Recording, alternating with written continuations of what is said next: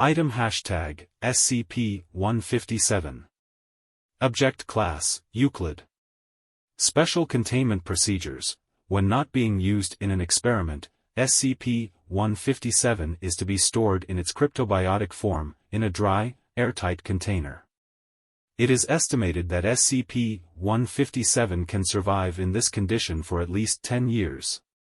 Specimens needed for experimentation can be removed from storage and given water then food to restore them to a usable state. Personnel working with an active SCP-157 colony are cautioned not to eat, drink, change clothing, or apply any substance to their body in the presence of SCP-157. Foundation MTF agents are authorized to administer Class A amnestics to any survivors or witnesses of wild SCP-157 attacks. Description: SCP-157 is a previously unknown microscopic animal in the tardigrade phylum, adapted to live on land as a predator. Like other tardigrades, SCP-157 is extremely resistant to environmental damage, and can enter a cryptobiotic state when no food is present. SCP-157 normally exists as an amorphous mass composed of millions of individual organisms. In this form, it can slowly crawl and climb. SCP-157 colonies are predatory, and can attack insects and small animals by engulfing them and then slowly dissolving their prey with digestive enzymes.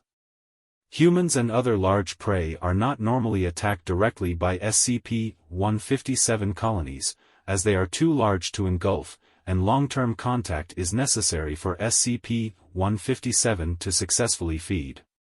The organism has developed an alternative method of achieving such contact. SCP-157 colonies possess an innate telepathic ability. When in the presence of prey that is too large to directly attack, the SCP-157 colony will use telepathy to present the illusion of something its prey wants to eat, wear, or apply to its body. SCP-157 is highly toxic when eaten. Someone having done so requires antidotes to redacted and redacted within 20 minutes, as well as immediate gastric surgery to remove the portion that was eaten. When applied to human/animal skin, SCP-157 will produce an anesthetic to encourage prey to ignore pain and leave the organism in place. It then dissolves and consumes the skin within 30 minutes to 2 hours. Dead prey is rapidly consumed and SCP-157 will grow significantly as it feeds. When reaching a size of 5 kilograms, SCP-157 will split into smaller colonies that move off in search of new prey. When in the presence of 2 or more individuals, SCP-157 will have an inconsistent appearance. It may appear to be a food item to one person, and an article of clothing to another. This can serve as a warning and prevent exposure to the organism. Addendum: note that due to its resilient nature, SCP-157 can be split into smaller pieces, boiled, microwaved, etc. and remain alive and dangerous. SCP-157 Capture Incidents. Incident 157-01, found with extensive scalp damage after mistaking SCP-157 for a bottle of shampoo and applying some to his hair. Victim was apparently immune to SCP-157 anesthetic and began screaming, attracting the attention of his wife, who had been eating a snack. "It was the weirdest thing I've ever seen. He had a pastrami sandwich on his head, and it was eating him."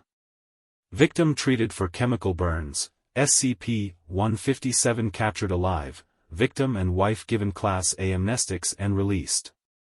Incident 157-02, found partially consumed by SCP-157 in his office at company, after apparently believing SCP-157 was a pair of socks and wearing them.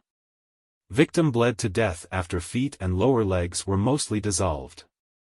Incident 157-03 Standard monitoring of police reports revealed a missing persons case where the investigating officers observed a couch slowly attempting to crawl towards the door of the victim's apartment. Couch initially sealed in area by police, Foundation agents later determined it to be an unusually large variant of SCP-157 and contained the specimen. Amnestics administered. Although large enough to attack humans directly, this specimen prefers to use its telepathic ability to attract prey, in the manner of smaller SCP-157 colonies.